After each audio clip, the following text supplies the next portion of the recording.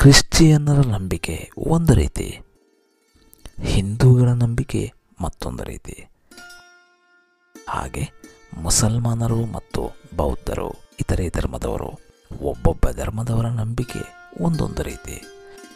ಪ್ರತಿಯೊಬ್ಬರೂ ಸಹ ತಮ್ಮ ತಮ್ಮ ಧರ್ಮವನ್ನು ದೊಡ್ಡ ದೊಡ್ಡ ಧರ್ಮವೆಂದೇ ತಿಳಿತಾರೆ. ಎಲ್ಲರಿಗೂ ಅದರದ್ದೇ ಆದ ನಂಬಿಕೆ, ದೇವರು, ಧರ್ಮ, ಆಚರಣೆಗಳು ಇರುತ್ತೆ. ಹಾಗಾದರೆ ಇದೇ ಧರ್ಮವೇ? ದೇವರನ್ನು ನಂಬಿದ ತಕ್ಷಣ ಅದು ಧರ್ಮ ಆಗುತ್ತೆಯೇ? ನಮ್ಮ ಪೂರ್ವಿಕರು ಯಾವುದನ್ನೂ ಪ್ರಶ್ನಿಸದೆ ಸುಮ್ಮನೆ ನಂಬುತ್ತಾ ಬಂದರೆ ನಾವು ಕೂಡ ಹಾಗೇನೇ ನಂಬುತ್ತಾ ಇದ್ದೇವೆಯೇ? ಇದಕ್ಕೆ ಕಾರಣವನ್ನು ಹುಡುಕಿದ್ರೆ ಕಾರಣ ಹಲವು ಗ್ರಂಥಗಳಲ್ಲಿ, ಪುಸ್ತಕಗಳಲ್ಲಿ ಮುದ್ರಿತವಾಗಿರುತ್ತೆ.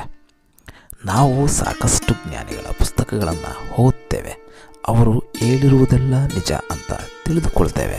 ಪ್ರತಿಯೊಬ್ಬರೂ ನಂಬ್ತಾನೆ ಹೋಗ್ತಾರೆ.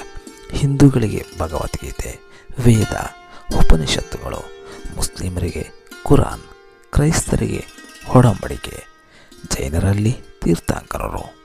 ಹೀಗೆ ಎಲ್ಲ ಧರ್ಮದವರು ಅವರವರ ಧರ್ಮದ ಗ್ರಂಥಗಳನ್ನು ಓದೋದ್ರಿಂದ ನಂಬುತ್ತಾರೆ. ಅವುಗಳನ್ನು ಪರೀಕ್ಷಿಸೋದಿಲ್ಲ, ವ್ಯತ್ಯಾಸವನ್ನು ಸಹ ಕಂಡುಕೊಳ್ಳೋದಿಲ್ಲ. ಸತ್ಯವೇನು ಅಂತ ಪರೀಕ್ಷಿಸಿ ಹುಡುಕಿ. ಧರ್ಮ ಅಂದರೆ ಹೋರಾಟವಲ್ಲ. ಧರ್ಮ ಅಂದರೆ ಹೋರಾಟದ, ಜಗಳದ, ಗದ್ದಲ, ಗಲಾಟೆಗಳೂ ಅಲ್ಲ. ಅದಾವುದೂ ಅಲ್ಲ. ಇಲ್ಲಿ ಯಾವುದೂ ಮೇಲಲ್ಲ, ಹಾಗೆ ಯಾವುದೂ ಕೀಳೂ ಅಲ್ಲ. ಸತ್ಯ ಶೋಧನೆಗಾಗಿ ಹುಡುಕಾಟವನ್ನು ನಡೆಸಿ ಪರೀಕ್ಷಿಸಿ ನೋಡಿ. ಧರ್ಮ ಏನು ಅಂತ ನಿಮಗೆ ಖಂಡಿತ ಅರ್ಥ